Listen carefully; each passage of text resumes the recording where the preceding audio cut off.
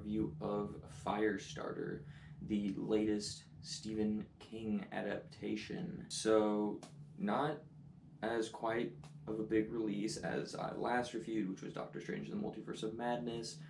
That was my last review. Firestarter, not as quite of a big release. I mean, not at all. A very smaller movie, but yeah.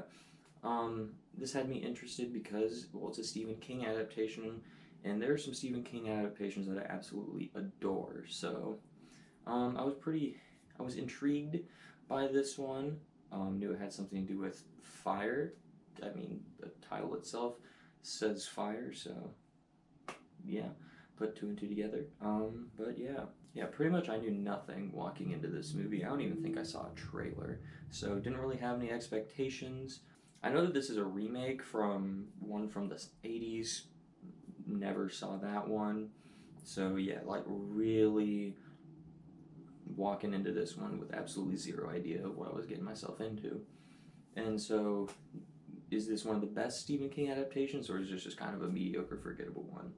Well, yeah, so to start off with the positives. And I think this movie has some really cool like effects and really cool visuals. There's like whenever the fire is about to appear, there's like the screen gets like wavy and distorted a little bit, and like when you're like when it's like really hot, and you can like see some like the heat or whatever, you know what I'm talking about. And like it's like that. I thought that was really neat. I thought the fire effects were really cool. I thought like the burn effects on people were really well done. And there's some other like really creepy visuals in this where like at one point some guy's eyes start bleeding. I thought that was pretty creepy. So yeah, really good effects and some really cool visuals in this movie. Also, there's an amazing score made by the amazing John Carpenter. So yeah, like John Carpenter physically could not make a bad score. But yeah, that's pretty much all in this movie that I have for positive. So we'll just move right into the mixed. And I thought the kills were pretty mixed in this movie. Obviously, it's a Stephen King movie, so it's got a horror vibe to it. And this movie's rated R, but it's edited down, so it feels like the kills are like PG-13, and like to the point where this movie could be PG-13, but like if you just take out a few F-bombs in there, it would be PG-13.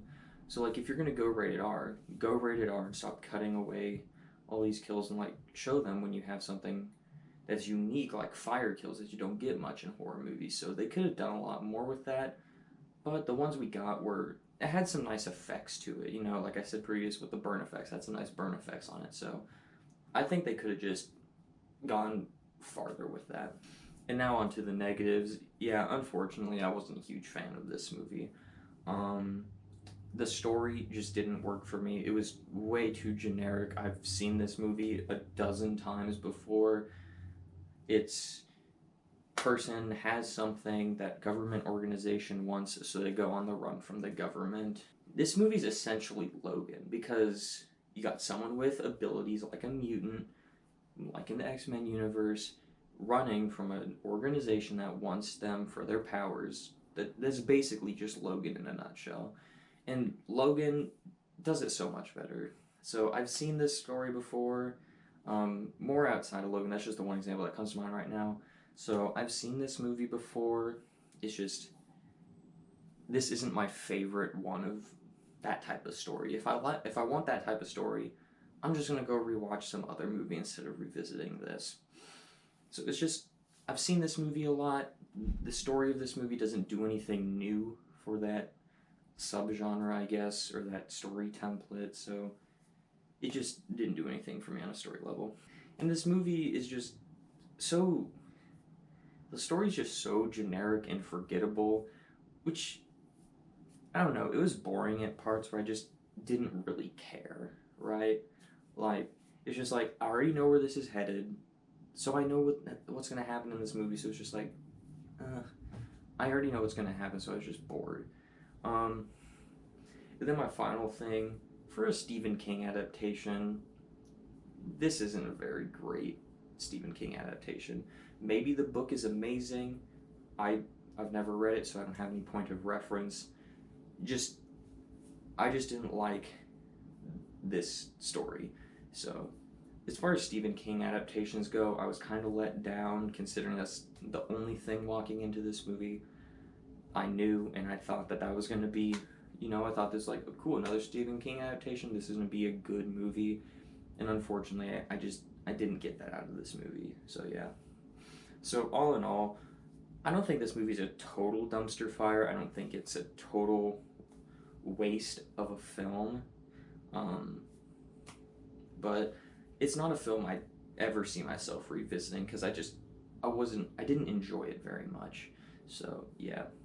So yeah, I guess if you're a Stephen King fan, go ahead and check this out just to see how it adapts to the screen from a book, or if you like his other movies adapted from his other books. I mean, yeah, go ahead and check it out. It won't do you any harm. It's not like so awful that you're gonna die from watching it.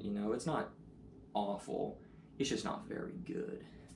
If you're just a casual moviegoer, you can probably skip this movie, but like I said, if you like Stephen King stuff, maybe check it out. I believe it's streaming on Peacock, so go ahead and stream it. It's not really worth your time to drive out to a theater and see it in a theater and pay for it. So yeah, thank you for watching another one of these reviews. Hopefully got a few more coming out this month. Not really sure what's coming out next week. I don't remember, but I know the week after that's Top Gun, Maverick. I'm seeing that on the Tuesday early screening. Then there's something else that week. There's like 3 or 4 other movies coming out this month that I'll do reviews for. So yeah, thank you for watching and have a great rest of your day.